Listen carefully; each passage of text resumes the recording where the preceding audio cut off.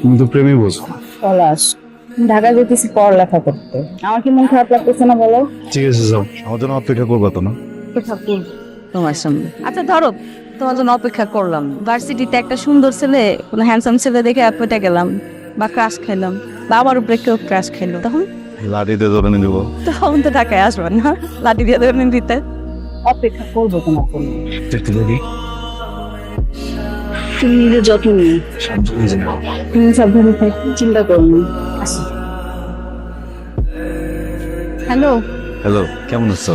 ঢাকা কেমন লাগছে? রুমমেটটা কেমন? ঢাকার বাইরে থেকে না রুমমেট তো ভালোই, আর সবচেয়ে বড় কথা হচ্ছে কি পলাশ, আমি তো লেখাপড়া করতে আসছি ঢাকায়, তাই না? কেমন সেটা দেখতে আসি। আমার কথা মনে পড়ে? না সিরিয়াসলি যদি বলি, তোমার অনেক মিস করতেছি। তাড়াতাড়ি চলে আসো তো ঢাকায়। সত্যি? সত্যি সত্যি সত্যি। আচ্ছা,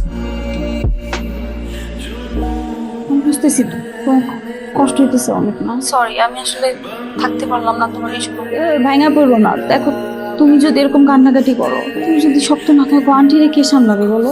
আপন মানুষ চলে গেলে কেমন লাগে আমি জানি, কিন্তু বাবা মা সারা জীবন কারো থাকে না।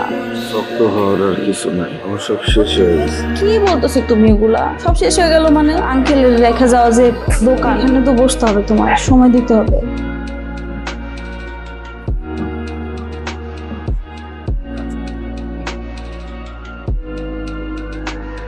হ্যাঁ মিতু, এই শোন, পলাশ কি অবস্থা রে? মানে পলাশ আমি অনেকক্ষণ ধরে ফোন দিতেছি, ফোন ধরতেছে না। ভাইয়া হ্যাঁ, তুমি কি ব্যস্ত? একটু ভিতরে জানো? তোমার ফোন কি হচ্ছে? বলো না, মানে কপাল যখন খারাপ থাকে তখন সব দিতে খারাপ থাকে। এক কাস্টমারের হাতের সাথে বাড়ি লেগে ফোন করে পাইয়ে গেছে। কি অবস্থা? কতটা তো হয়েছে? ওই আমাকে পাঠাইছে। এগুলা বাড়াইছে? তোমার মোবাইলটা ভাঙলো কিভাবে বলতো? আরে আর বইলো না। বুঝতে পারছি। আচ্ছা শোনো, আমি কিন্তু সামনের সপ্তাহে বাড়ি আসতেছি। সত্যি? সত্যি। সময় দিব না? আমি আগে আসি রে বাবা। কি রে মা, তুই না বলে চলে আসলি? একটা খবর দিবি না? আমার কি দেখতে ইচ্ছে করতেছিল। ভালো করছিস, আমারও মনটা খুব খারাপ লাগছিল, তোরা দেখতে ইচ্ছে করতেছিল। ভিতরে চল। হ্যাঁ, একদম একদম। মানুষের জীবন যে কখন কিন্তু চেঞ্জ হয়ে যায় কেউ বলতে পারে না। তুমি ঢাকায় আসলে না, তোমার পড়াশোনাটাও করবে। হয় নাই হবে, ঢাকা যাবো। তুমি এখন ঢাকায় যাই কি করবে বলো? পড়ালেখা, তোমার সাথে থাকবো একই শহরে। তোমার ছাড়া খুব কষ্ট পাই। তোমার কোথাও যাওয়া উচিত না। আর এখন ঢাকায় এসে আসলে কিছু হবে না, অনেক দেরি হয়ে গেছে। মন দেওয়া ব্যবসা বাণিজ্যটা করো, এটা কাজে দেবে। আসসালামু আলাইকুম চৌধুরী সাহেব। ওয়ালাইকুম আসসালাম। কথা বলবো, মনে কিছু করবেন না তো? আরে বলো বলো। আফজাল সাহেবের ছেলের সাথে কি আপনার মেয়ের বিয়ের কথা চলছে নাকি? তুমি কি পাগল হইছো নাকি? ওই ফার্মেসির দোকানদারের ছেলের সাথে আমার মাইয়ের বিয়ে দেবো? আমি তোমার ভাইয়ের সাথে আমার মাইয়ের বিয়ে দেবো কইছি না? একটা কথা মনে রাখবা, চৌধুরী জবারে। ওই ছেলের সাথে আপনার মেয়েকে ঘোরাঘুরি করতে দেখেছি, ব্যাপারটা আমার কাছে ভালো লাগলো না। আচ্ছা ঠিক আছে, যাই। পলাশ, বাড়িতে তো অনেক বড় ঝামেলা হয়ে গেছে। কি ঝামেলা? আমার আর তোমার ওই দিন আব্বার এক পরিচিত লোক দেখে ফেলছে একসাথে, তারপর আব্বার এসব বলে দিছে। আব্বা আমার বিয়ের জন্য উঠে পড়া লাগছে। কি করলে তুমি? বিয়া ঠিক করছে মানে? দেখো, আমার হাতে যতদূর সম্ভব যা করা দরকার আমি করব, আমি চেষ্টা করব, বাকিটা আমি জানি না। ভালোবাসার মানুষের জন্য না মানুষ অনেক কিছু করে। আমিও করব। আমি কি বলছি আমি করব না চেষ্টা? আমি যদি কিছু না করতে পারি আমার ক্ষমা করে দিও। ক্ষমা করে দেওয়া মানে কি? কথা কো। একদিনের সম্পর্ক আমার তোমার সাথে, যে আমি এক জায়গায় বিয়ে হয়ে যাবার চুপচাপ এনে বসে থাকবো? আমি তো 10 জনকে ভালোবাসি না যে একজনের বিয়ে হয়ে গেলে আমি আর 9 জনের নিয়ে থাকুম এই জায়গায়। তো তুমি তোমার বাবার সাথে কথা বলো। আমি বুঝতেছি। তুমি বুঝতেছো না? বুঝতেছো না? তুমি বুঝতেছো না? তোর আপার বিয়ায় এলাকার কে যেন দাওয়াত বাপ না যায়। আসসালামু আলাইকুম আঙ্কেল। ওয়ালাইকুম আসসালাম। আঙ্কেল, আমি মেঘলার সাথে একটু দেখা করতে আসছিলাম। একই কলেজে পড়তাম, একটু কথা ছিল। আমি জানি বাবা, তোমরা একসাথে পড়ে। আমি তোমার বাবার মৃত্যুতে গেছিলাম, কিন্তু ও তো বাড়িতে নাই। তোমরা এই যুগের পোলাপান, তোমাদের ভাবসাবে বোঝা মুশকিল। কখন কোথায় যায় কিচ্ছু বলে। ও ফোন নাম্বার নাই, ফোন দাও। ফোন দিছিলাম, ধরে নাই। আর সকাল থেকে নাম্বারটা বন্ধ পাইতেছে। আর কি বলবো বাবা, মাঝে মধ্যে আমার ফোনও ধরে না মেঘলা। আচ্ছা ঠিক আছে, আমি একটু বাইরে যাব, যখন খুশি আইসো। তুমি মেঘলার বন্ধু, এই বাড়ির দরজা তোমার জন্য খোলা, ঠিক আছে?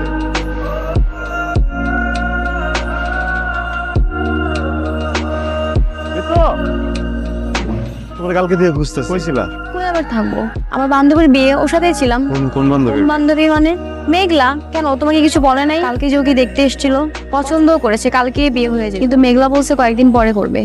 এই জন্য শুধু আন্টি পরে চলে গেছে। আমার একটা করতে হবে। মেঘলা একটু বাসাতে বাইর করে দাও না, একটু কথা বলতাম। তুমি কি পাগল হয়ে গেছো? এইটা আমি কখনো করতে পারবো না, প্লিজ ভাই, এটা আমি পারবো না। যদি তোমার আপন ভাইয়ের সাথে হইতো, তুমি ওরা সাহায্য করতে না। এটা কিভাবে সম্ভব বলো? আমি কাউরে বলবো না যে তুমি সাহায্য করছো। আচ্ছা ঠিক আছে, আমি দেখবো। আসসালামু আলাইকুম ভাই।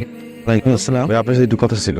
জি বলো। আপনার ছোট ভাই পারভেজ, ওনার যে বিয়ে ঠিক করছেন, ওই মেয়েটার চৌরাস্তায় একটা প্রেমিক আছে, এটা কি জানেন আপনি? আজকালকার ছেলেমেয়েরা চোখ ফুটলেই তো প্রেম করে, এটাই তো ওই স্বাভাবিক। ছেলেটা আমি। ভাই দেখো, এখানে দুইটা ফ্যামিলির ব্যাপার, এখানে মান ইজ্জত সম্মান জড়িত আছে।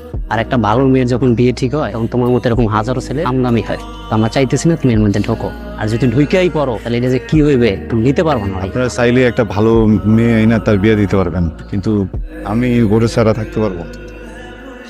তোর বাবাকে আমি অনেক সম্মান করি, সম্মানের কারণে তোর জেদবাটা আমি কাটলাম না। তুমি তো চাইলে বিয়েটা ভাঙতে পারতা। পলাশ, আমি তোমার সাথে প্রেম করছি, আমাদের মধ্যে তো এরকম কোনো কথা হয় নাই যে আমার অন্য কোথাও বিয়ে ঠিক হলে সেটা ভেঙে দিতে হবে। ছিল এরকম কোন কথা? বাড়িতে আইসা এই কথাগুলো বলো নাই কেন?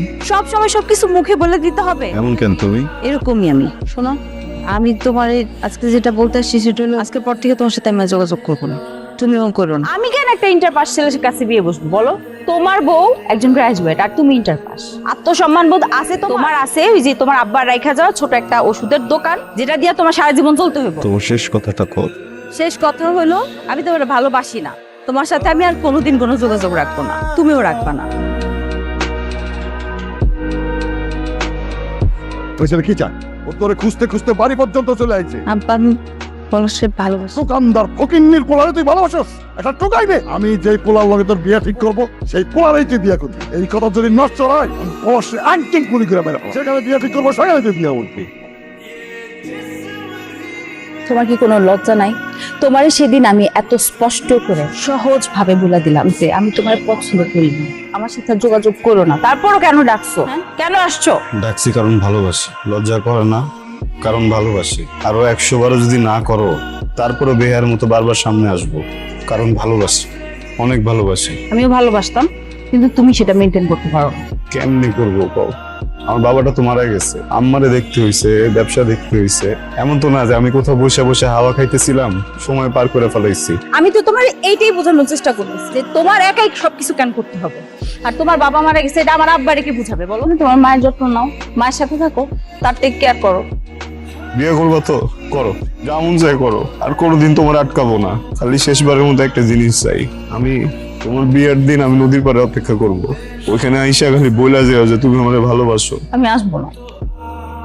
বিষয়টা বাড়ার আগে এইখানেই শেষ করতে হইব। মানুষজন সব জানাজানি হয়ে গেছে, আমার মান সম্মান সব শেষ।